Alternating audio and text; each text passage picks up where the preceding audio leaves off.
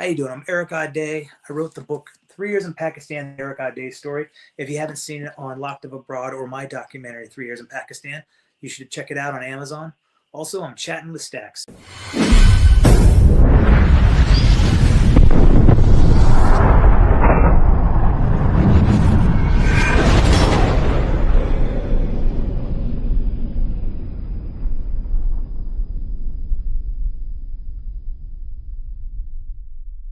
Welcome to this episode of Chatting with Staxx. I'm your host, Bill Staxx, and today I got Erik Audé.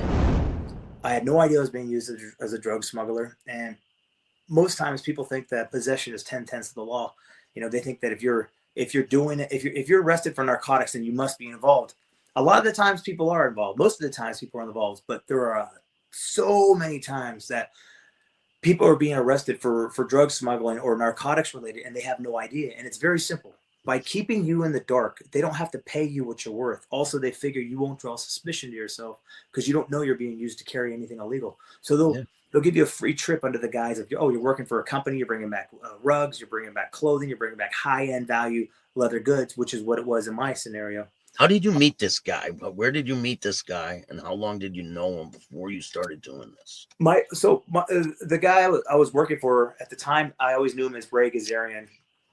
I was a trainer at a gym in Burbank called World Gym, and I ran the nighttime shift, but I would also train the patrons that came there at night, show them how to use the material or the equipment the right way, give them workout routines, simple stuff. But I'd also work out with them to help motivate them. And I had a lot of clients. Ray would end up being one of my clients. He'd come 3-4 times a week, and we'd work out for an hour together. When you're working out with people, you don't just talk about working out. You talk about sports, life, women, You become friends. He was hiring young people in their late teens, early 20s, college kids mostly, for an amazing job. Travel around the world for free, importing expensive leather goods and getting paid for it. They would get a free trip. They get $800 spending cash.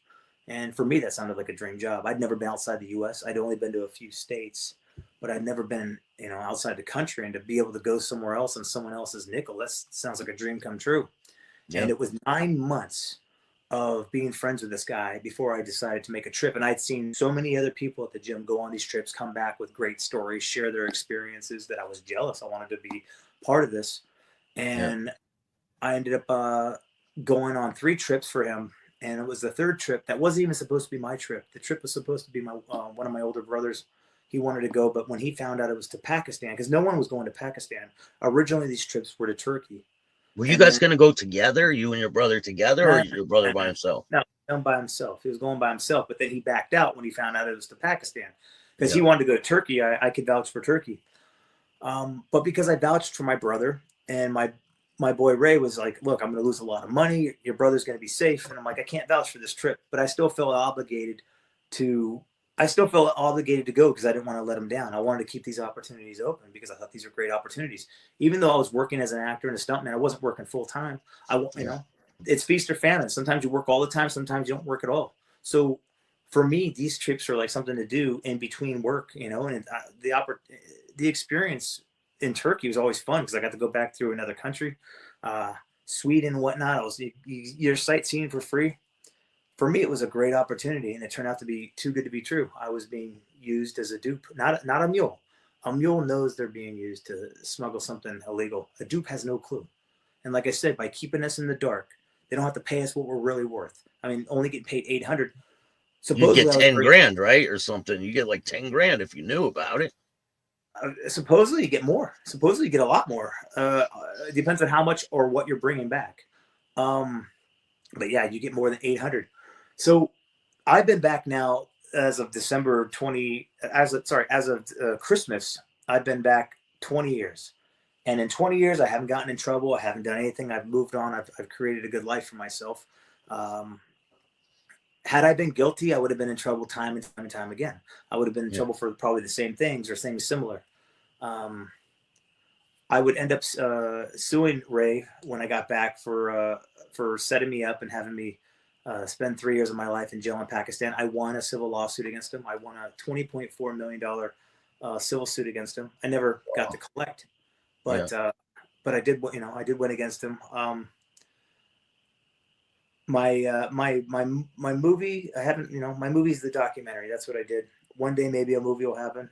I got my book out, uh, and I know I have a good life now. I do. A lot of bad things happened to me in my life, but the truth is I had, it was also a good experience. I learned a lot from it, and I learned that even if I learned you don't ever carry anything for anyone anywhere. If someone even asks you to help them carry a couch, you tell them to go to hell.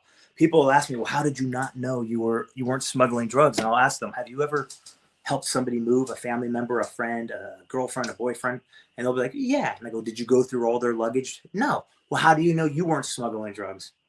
It's really that simple. I mean, a murderer will tell everyone he's a thief if it keeps their attention off of him being a murderer. Drug Yeah. smugglers are shameless, and they will trick anyone to do whatever they can if they're going to make money off of you. So there was My no signs that this guy was involved with anything.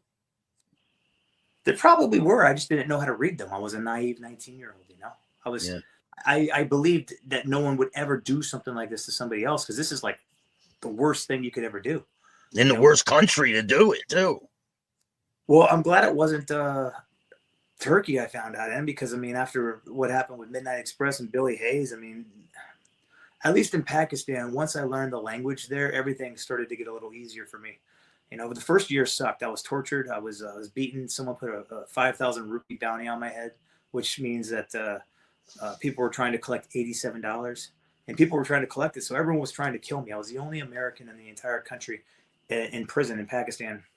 But once I learned the language, once I learned how things worked, and I adapted to the situation, the guards started to see me as a human being. I started to see them as a human being, and they all started to work for me. By working for me, I would tell them, "Look, you need money, right? You're never going to beat it out of me, but I need fruit. I need things to make my time in here go by.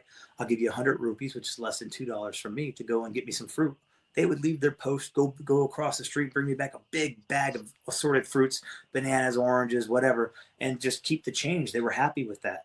And once Yeah. the guards started to realize that, hey, this guy can speak Urdu and he's hiring, all the guards started working for me. And for me, it's a couple bucks, but things I need, like I wanted, books, I wanted food, I wanted chicken, I wanted I Cell eventually phone. got, eventually I got a TV, I got a PlayStation 2, I get VCDs galore. All the guards were working for me. They just want money. And as soon as they realized I was hiring, I didn't deal with things like women, drugs, or alcohol. I dealt with things that make your time go by: cell phones, VCDs, food, books. And so the first year sucked, but the second 2 years in jail was, honestly, I had fun. For me, it was a great experience. I had respect in jail. I became a lawyer while I was in jail. I would help get the other foreigners out of jail while also working on my case, and I was able to get myself out in just under 3 years. So 2 years, 10 months, 15 days is how long I spent in jail, and I was able to do it by successfully arguing my case in the higher courts in a different language. Yeah. Can you Yeah. walk me through the day you got caught, the day that everything happened at the airport? Walk me through how it happened. I've gotten Pakistan sucks. Absolutely sucks. If you can avoid Pakistan, you're not missing much in life. The place is awful. Now, I got sick on the first day I got to Pakistan. I got there on a Monday. I got there Monday the 11th. Now, I was supposed to leave on the 15th of February, and I got there on the 11th and I got sick because I drank some water from a shop that wasn't bottled, and that night it hit me. I had shitting sideways, throwing up. So for 2 days, I just stayed in my hotel in. They told you not to leave the hotel because that there was a reporter that just got either kidnapped or killed, right? He had kidnapped. He wasn't killed yet. Daniel Pearl. Daniel Pearl had just been kidnapped, but he hadn't been killed yet. And then obviously with the war drums heading to Afghanistan, people weren't too hot on Western values. They were pretty mad at us. Me being a kid who was sheltered, from the rest of the world, I thought everyone liked America. They wear our clothes, they listen to our music, watch our movies. No, I was an idiot. I didn't know how much we were hated until I actually got to Pakistan. And I got robbed in my first day in Pakistan by a little old lady. Some guys got mad at me because I was flirting with girls, and like I said, I'm an idiot. I was 21 years old, saw some cute girls, didn't speak a lick of English, but You know, a smile is flirting enough, and they loved my attention. But some little brother came out of one of the shops and started like pushing me, a guy who was maybe a third my size. And when I grabbed his wrist, and the whole crowd went crazy on me. And when I went to go look for my backpack, the only one that was nearest was this old lady who wasn't making eye contact, which let me know that she was guilty, because she was just like. So what was in the backpack that got stolen? I had a Walkman, but it was a CD Walkman. I was listening to like music as I jogged. You know, food and everything else. I didn't have my passport or wallet in there, thank goodness. Thank God. Kept all that in my pocket, but you know, I had like workout stuff in there. Anyways, I get stolen. I get sick that night, and I stay in the hotel for 2 days. On Thursday, I finally felt good enough to go try to eat something, and I went out and found a little. I bought like closed soda, closed water, and I couldn't wait to get out of Pakistan. It's Valentine's Day, and I found an internet cafe, and I sent out a couple emails, and I couldn't wait. I was counting the seconds to get out of Pakistan. So the day after Valentine's Day, February 15th, Ray's contacts show up to the hotel, and they only have one suitcase for me. Normally it'd be 2 suitcases. That'd be, you know, it'd feel like a couple 100 pounds. My shoulders would be weighed down. They were so heavy. And I went through it, and it was just very light, and it didn't feel right. So I called Ray back in America, and I asked him, I go, hey, is this right? It's just one suitcase. And he's like, oh, because it's the first trip, we're just going to see how it goes. I'm like, are you sure? And instead of like red flags going up there, because at this time, this is my boy. I've known him a couple of years now. And I'm like, you know, I trusted him. But I was happy that I wasn't be carrying around all this damn luggage and have to pay extra at the customs and for the weight. Anyways, I get to the airport, and it's early in the morning, and the guys are like dropping me off, and they're like, hey man, next time we'll hang out with you. And I'm humoring them. I'm like, yeah, sure, next time. I know for a fact I'm never going back to Pakistan. Fuck that country. And I see the international line. There's little people. Pakistanis on average are very small. There's tall ones, but there's a real lot of small people. Like 5'6", 5'7", I would guess is like the average height over there. So I tower over everyone there, and I'm thinking, fuck, I got to get in this long ass line. And the customs guys see me at the back of the line, and they wave me to the front. I'm like, all right. And I go to the very front, and I put my stuff down. I put that suitcase with the leather jackets and goods, my bag with my clothing and everything in it.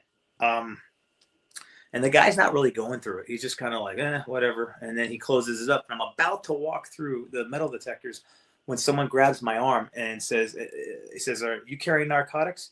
And I say to him, check it again.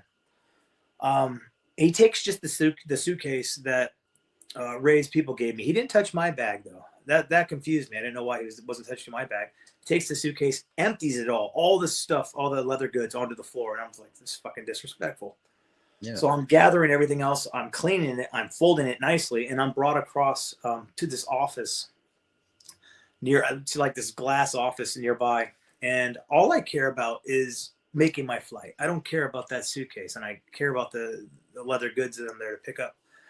A bunch of guards start filling up the hallway, and the guy comes back in, and he's got another guard behind him, holding what looked to me like 2 newspapers, because they were so thin. I always think it was like 2 newspapers that had plastic around it. It was like a greenish brown. And he goes, what is this? And I go, he's holding it. Like, he should know because he's the one holding it. He goes, this is opium. And the second he said that, 2 + 2 became 4. I knew right away. I was like, mother. So pissed. At no point was I like, no, these guys are being dicks. They're trying to set me up or get money. No, I knew for a fact I was a fucking idiot. Absolutely. And I said something you never want to say when you get arrested. I said, I need to speak to the American embassy. And the only reason I knew to do that was because I'd seen the movie Broke Down Palace with Claire Danes and Kate Beckinsale. Yeah. Otherwise, I wouldn't even have known to say that. And that movie had just come out, and I'd seen that. And the guy says, embassy can't help you. We're going to hang you after 5 o'clock prayer.